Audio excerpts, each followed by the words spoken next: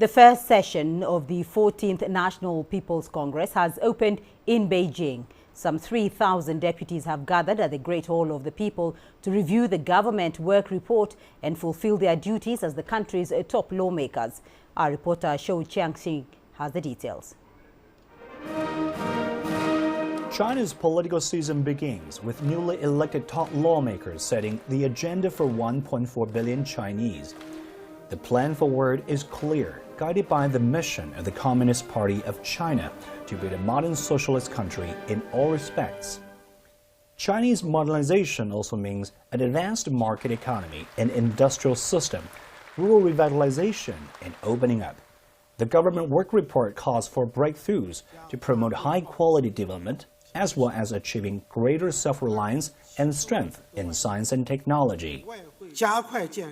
In accelerating the modernization of the industrial system, we should, with a focus on key industrial chains in the manufacturing sector, achieve breakthroughs in core technologies in key fields. We should speed up the digitalization of traditional industries and SMEs. R&D and application of cutting-edge technologies should be accelerated. We should strive to develop the digital economy, step up regular oversight, and support the development of the platform economy. Meanwhile, China is looking to stabilize its economic growth, as it is expected to contribute more than 30% to global economic growth in 2023. The government work report sets targets for this year's development.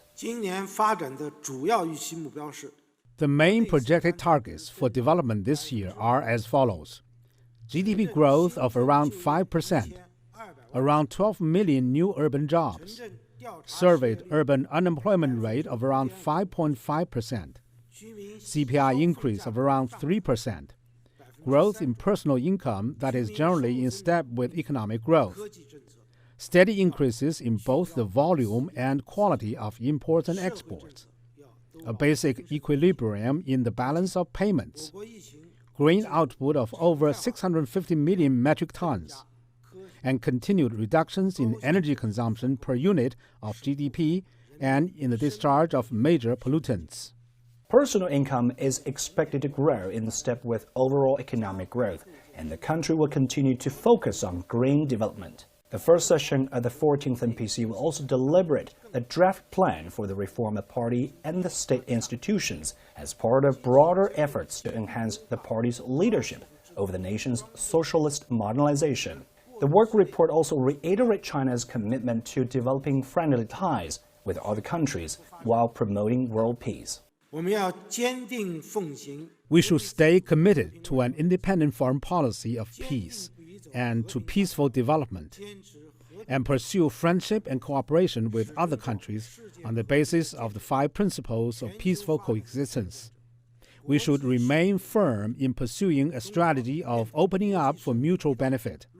We should continue working to safeguard world peace, contribute to global development, and uphold the international order.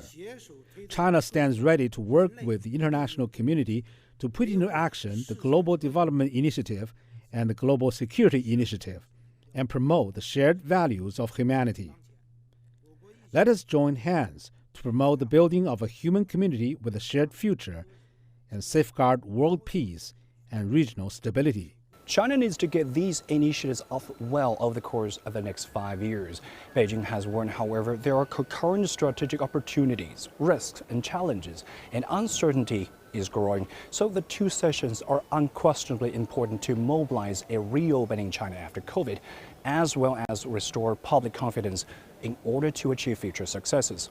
Shou Jiangxing, CGTN at the Great Hall of the People in Beijing. Huang Yue is following the events in Beijing and joins us live. Yue, what's happening today and what do we expect by the end of today's sessions?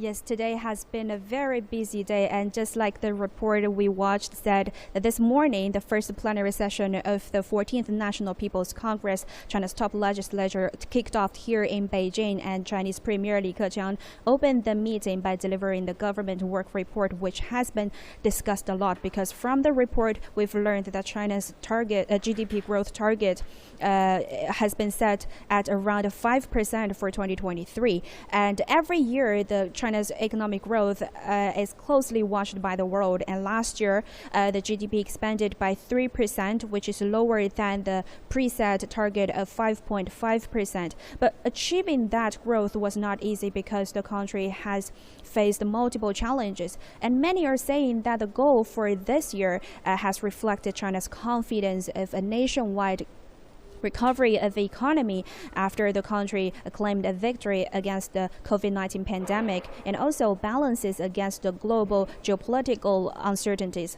In other scenes, among the goals for this year, China plans to create 12 million urban jobs and keep the inflation at about 3%. And this year, China will expand domestic demand, and priorities will be given to the expansion and recovery of consumption, and income of rural and urban residents will be boosted via multiple channels. And there were also encouraging news for foreign businesses.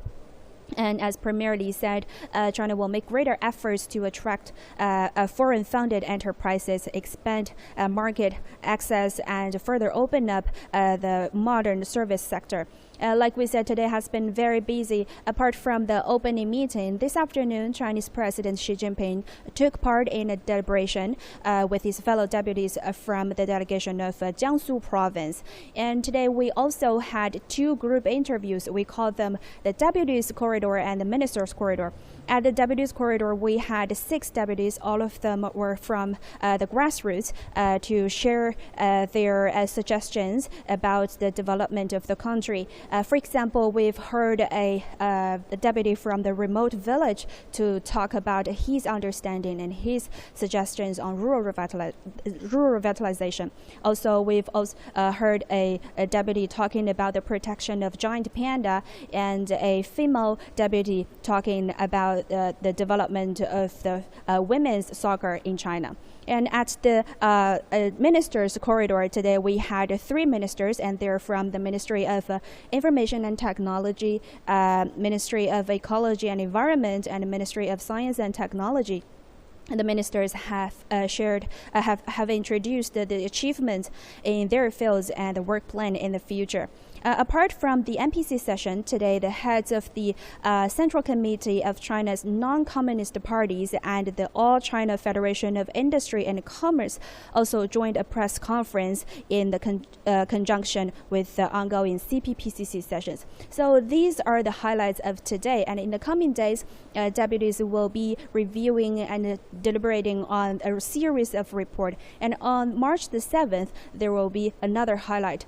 China's new Foreign Minister Qin Gang will have a press conference, and he will brief the media on China's propositions on major international issues, as we are now facing a more complicated external environment. And he will answer questions from both Chinese and international journalists to talk more about the bilateral and multilateral relations with other countries. So we will keep you updated. All right, Wang Yue joining us there from Beijing. Thank you.